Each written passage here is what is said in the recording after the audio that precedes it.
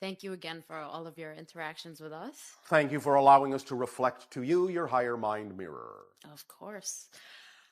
You had mentioned that you're still above Sedona. As you read the energy now, do you have any idea about how long you will be there for? Time for us is not the same that it is for you. From one perspective, you will find that my ship will be there for years and years and years. At the same time, I can come and go without you even knowing it. Okay, thank you. And when I was in Sedona, I'd spoken to you previously about what you said was an orb that I saw there. Yes. I was wondering if you can tell me anything more about that and also how I attracted that so I can do it again. You attracted it by not needing to do it again. Right. Let the timing express itself in its natural form. Okay. Just be where you wish to be, that is reflective of your highest joy. The orb, in that sense, is observing, recording, measuring,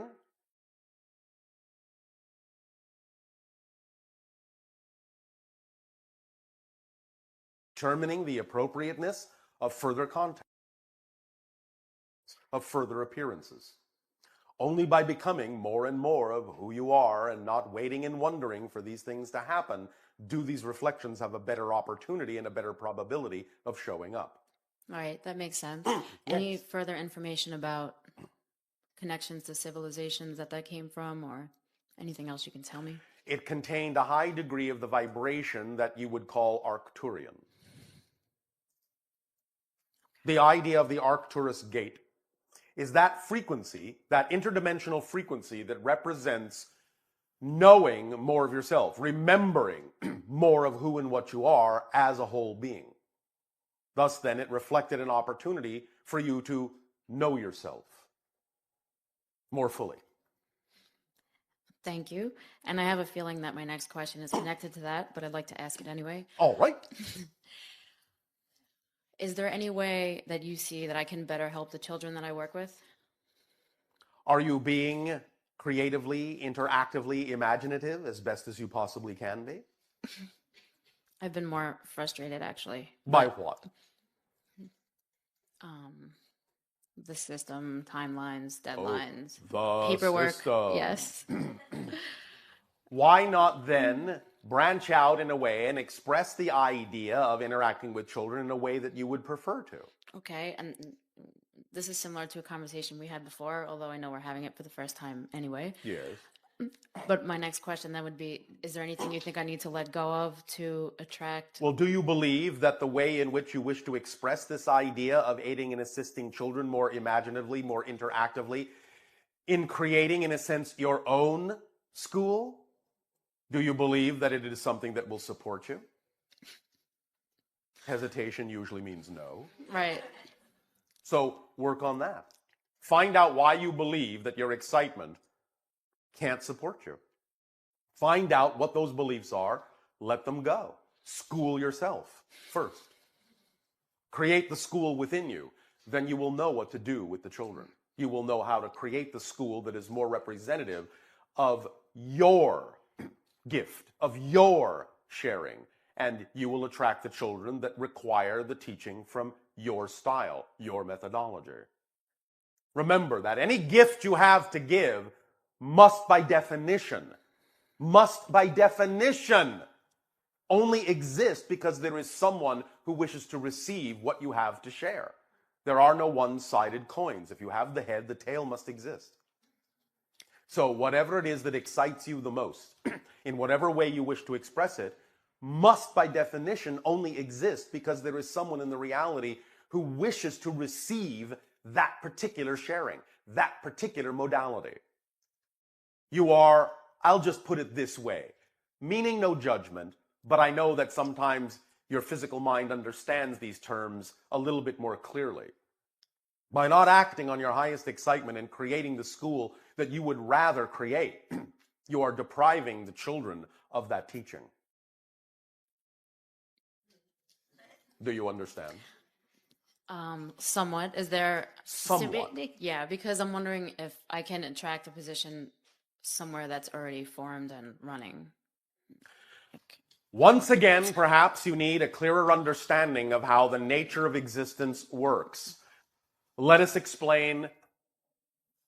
Excitement is a complete kit, a driving engine, an organizing principle.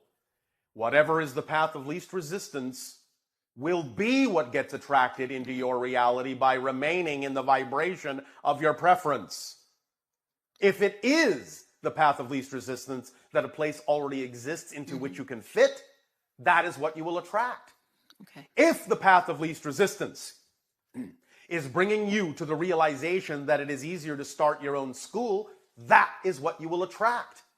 What I am telling you is that whatever the path of least resistance is, if you're in the appropriate vibrational state, the opportunities will be obvious to you in the synchronicity that unfolds in your reality.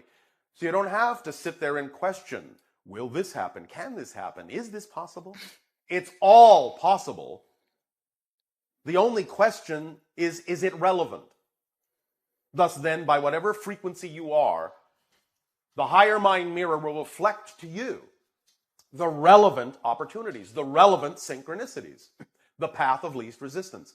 It will be whatever it needs to be if you understand that these things function already flawlessly as a complete kit, as a driving engine, as an organizing principle. You don't have to make the details fit. They already fit. Right. And higher mind already knows the best path.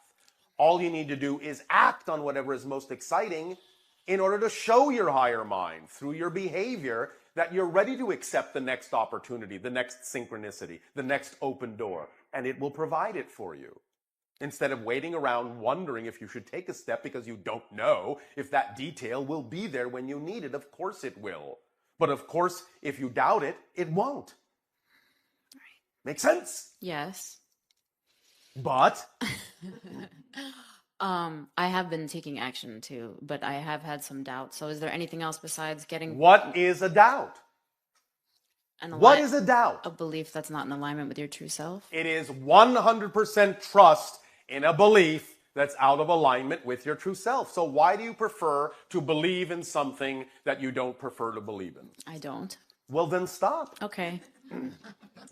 I just The stopped. first step is in redefining these ideas. You need to allow yourself to let go of outdated, outmoded, obsolete definitions. Don't just settle for the definitions you've been given. Don't just say, well, I have doubts. Explore what doubt is. In that sense, explode it, explore it, expose it to yourself for what the definitions are within you that create the experience you call doubt, so that you can identify consciously how the mechanism of that works and realize that it's actually all about trust. You actually never, ever, ever are capable of not having trust. You're not capable of having no trust. You're always trusting something to be true. So when you hear yourself say, I have doubts, that's just another way of saying, I am trusting in something I don't prefer. Then you have the ability to ask yourself the question, why would I do that? How does it serve me? And then you can begin the exploration of what that belief is. Bring it into conscious identification. Realize it has nothing to do with you. Seeing it as nonsensical and illogical. And by seeing it that way, letting it go. Okay. So, school yourself in this so that you can teach the children these principles and how to see what is obvious when you understand what the structure is. Okay, Make thank sense? you. Yes. Does that help you? It does. I have one last question. Yes. I know that you had said that we attract accidents to ourselves kind of to shake ourselves awake. Many Would that times, be? yes. Okay. That's not the only purpose, not the only reason, but yes, many of you will do that. If you do not wake up in another way, you will shock yourselves to awareness. Can you tell me maybe I'm a very careful driver, very careful, and I just had a recent car accident. And Congratulations! How exciting! Doesn't feel very exciting, but why not? Why not? Because you're defining it that way. You need to use your imagination. How are you going to teach the children how to use their imagination if you're not using yours? Right. I'm working on that. Don't work on it. Do it. It's actually fun.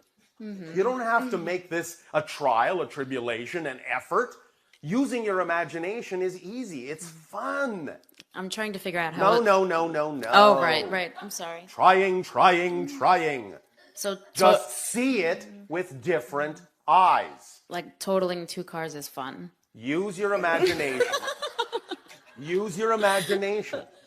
As you yourself said, as you yourself just repeated, many times you understand that these things happen to shake you awake. Right. And not so ironically, the one injury, he was fine, thank God. His car actually flipped over and everything, which was, the impact was just from me pulling out of a curb going like 5 miles an hour. So I have no idea how that happened. But the one injury I seem to attract to myself is a black eye, like a bruised eye. All right. So again, we go back to the eyes. And Yes. I'm just trying to kind of have a new perspective on this because there is a lot of opportunity for fear to come in again. Then do not turn a blind eye to the things that should be obvious.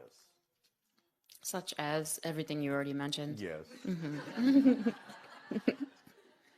Such as define everything that happens in a positive way, Right. and you will expect a positive effect from it. And not view them as obstacles. Correct. Because how does that serve you to do so? It doesn't. Thank you. Okay. You have some decisions to make. Make them. How you choose to see life is how you live it. Period. Yes? Okay. Yes. All right. Class dismissed. Thank you.